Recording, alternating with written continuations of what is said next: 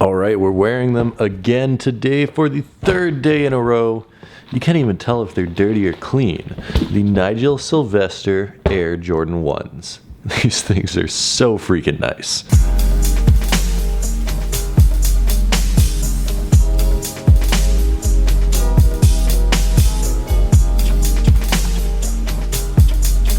I don't know what the initial draw of tall buildings was for me. I mean, there's nothing inherently special or cool about one building being taller than the other.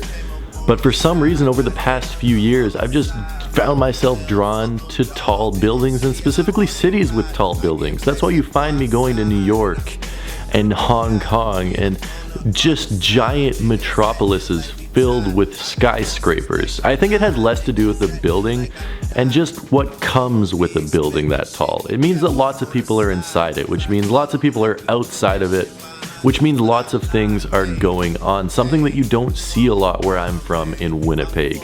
So to see an increase in skyscrapers and 45-story buildings, it really gets me excited for where the downtown core of my city could be going. I mean, there could be more stuff going on, there could be more restaurants, more outdoor events, and that's why I'm so excited, because that crane right behind me is currently building what's going to be the tallest building in Winnipeg. It's not going to be done for like another 2.5 years, but when it is done, assuming I'm still living in Winnipeg, I'm going to be living in it. I mean, assuming it's reasonably priced. I'm not going to pay $7 million for a condo in there, but otherwise, I'm going to be living in it. This is what it's supposed to look like. I mean, this is just a concept drawing, but it looks pretty awesome.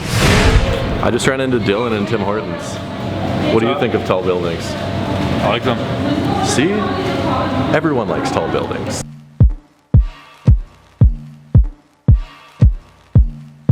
So since I was in Asia for a while and I've just been busy since I got back, one place I actually haven't been to in a long time is Friday night. So I figured I had nothing pressing to do this afternoon. Might as well walk over there, say what's up to the guys, and I heard they got some new sneakers too, so we're gonna check those out as well.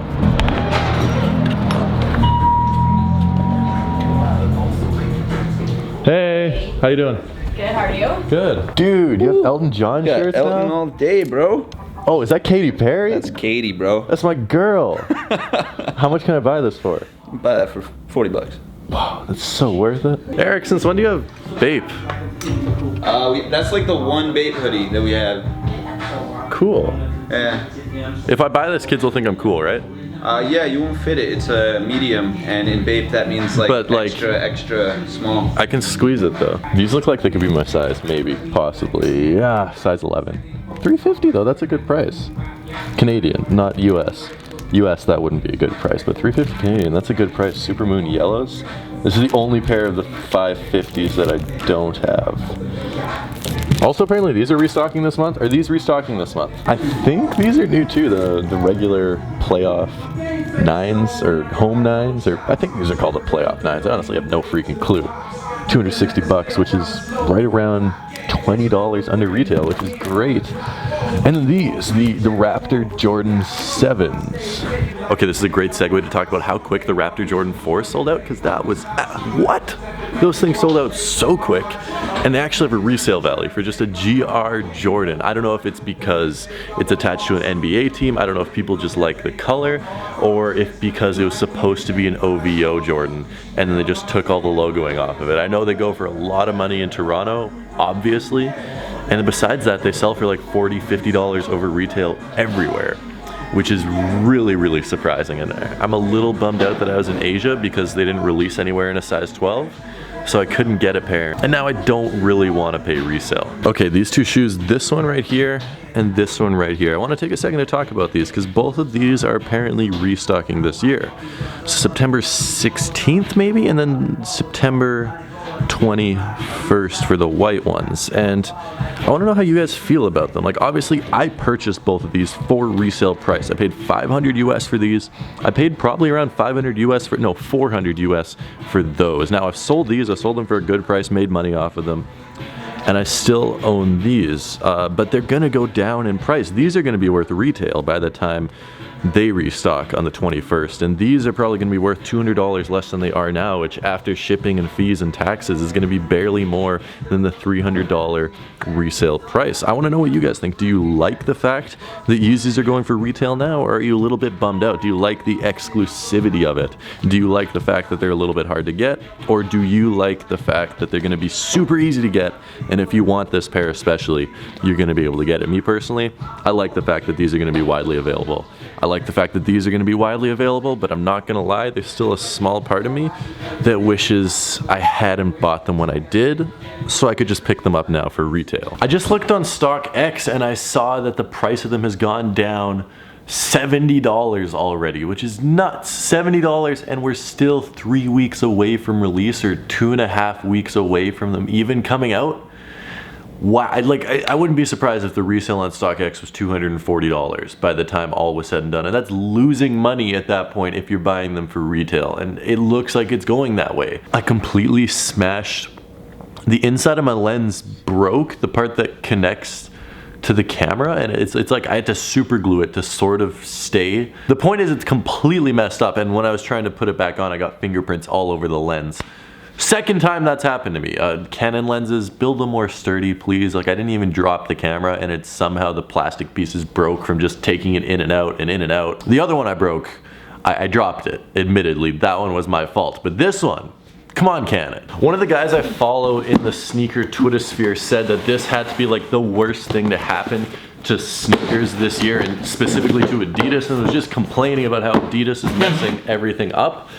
I personally, you know, I tend to disagree. These are my pair of the 700s. I've worn them around the house. I haven't left the house. I mean, they're still brand freaking new. I want to start wearing these more. Now that the value is going down, I don't need to worry that much about wearing them around. And, you know, I got a decent price for them at the time. They were going for like $670. I got them for $500. I should really start wearing these more. I know lots of people hate this pair of shoes, but I personally, you know what, it's starting to grow on me, and I want to wear these while the value is low, because I mean, it doesn't matter at that point. If I mess them up, getting a new pair isn't nearly as hard as it used to be. What do you guys think? Do you think it's a good thing? Do you think it's a bad thing? Like, I mean, I still remember where if you got a Yeezy on release day for retail, you were jumping up and down, freaking out, because you either had a pair of shoes that everyone else wanted, or you just paid 3 months rent. Like, that's how expensive Yeezys used to be, especially when Nike was releasing Yeezys back in the day. They went for thousands of dollars, and just seeing the shift from a $5,000 pair of Red Octobers down to a $270 pair of Butters is really bizarre for someone that's been into sneakers for a long time. Like, I honestly still can't get used to it completely. The worst thing to happen to Adidas, I think, has to be a little bit of an exaggeration. Maybe the worst thing to happen to Yeezy as a unattainable sort of, I'm trying to think of the right words to say here. I guess, let me put it like this. Balenciaga's draw is that they're unattainable. They don't look good enough to sell in a normal consumer market. The draw to them is that, oh my goodness, this is $1,000. If I have this, I'm somebody. I mean something. I'm cool.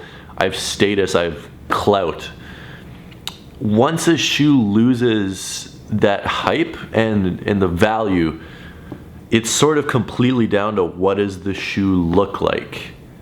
And I think Yeezy could start to struggle through that if they don't start to pump out new designs and innovate. Now, I know there's a whole bunch of shoes slated for 2019 in the Yeezy lineup, and I think that's going to help it. But lots of these brands sell completely based on the status that they come along with, the elevated platform of coolness that people perceive you to have if you have the shoes. And if they're completely available and they're sitting on shelves for an entire day, that's no longer there. I'm still excited though. I'm gonna pick up another pair of these. I'm gonna pick up a pair of cream whites because I don't have a pair anymore.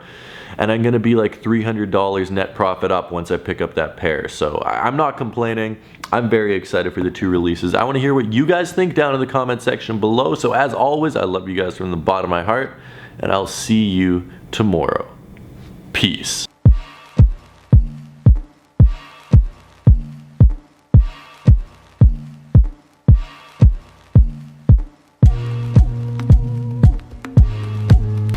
Okay, so For you guys still watching, update on the camera.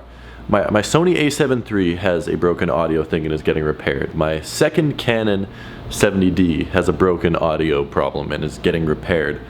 The lens for this camera, I have very precariously fixed.